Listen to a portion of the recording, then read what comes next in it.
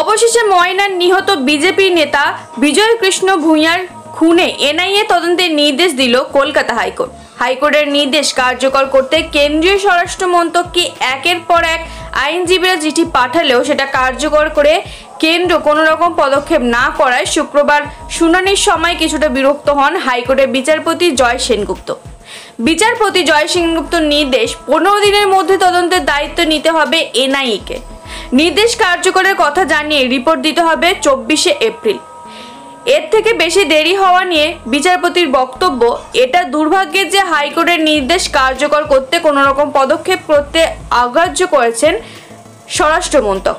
শুধু কেন্দ্রের আইনজীবীরা নন, এএসজি গত ফেব্রুয়ারি নিজেকে চিঠি লিখে নির্দেশ কার্যকরের জন্য সুপারিশ করেছেন।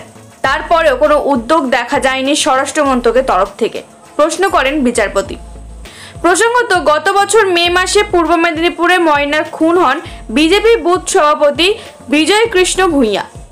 প্রথমে বিজেপি নেতা খুনের মামলায় এসডিপিওকে তদন্তের নির্দেশ দিয়েছিল উচ্চ আদালতের বিচারপতি রাজশেখর মান্থা। ঘটনাস্থল থেকে বোমা পাওয়ার কথা স্বীকার করেছিল রাজ্য, কিন্তু চার্জশিটে সে কথা উল্লেখ ছিল না। একই সঙ্গে একাধিক অভিযুক্তদের নামও বাদ দেওয়ার অভিযোগ উঠেছিল পুলিশের বিরুদ্ধে। তারপরে সেই মামলায় এনআইএকে যুক্ত করে হাইকোর্ট। বিচারপতি জয় সেনগুপ্ত গত ফেব্রুয়ারি মাসে এই নির্দেশ দেন, কিন্তু হাইকোর্টের নির্দেশের পরেও হাইকোর্টের এসএসজি উপস্থিত হওয়ায় কেন্দ্রের ভূমিকায় বিরক্ত হন বিচারপতি।